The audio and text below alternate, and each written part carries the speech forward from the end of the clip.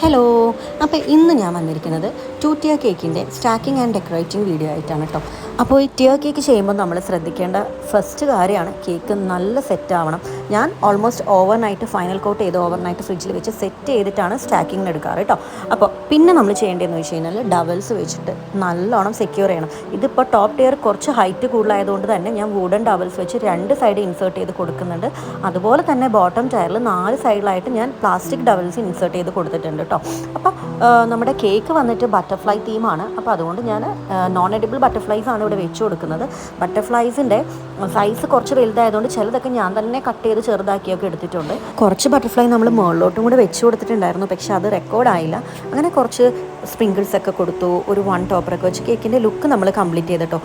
കേക്കിൻ്റെ കൂടെ നമുക്ക് കപ്പ് കേക്ക്, സിക്കിൾസ്, പോപ്സ് എല്ലാം ഉണ്ടായിരുന്നു കേട്ടോ. അപ്പോൾ നമ്മളെല്ലാം കൂടെ വെന്യൂലേക്ക് പോകുന്നതും അവിടെ സെറ്റ് ചെയ്യുന്നതും ഒക്കെ നമുക്ക് അടുത്ത വീഡിയോയിൽ കാണാം കേട്ടോ. അപ്പോൾ അത്രയേ ഉള്ളൂ.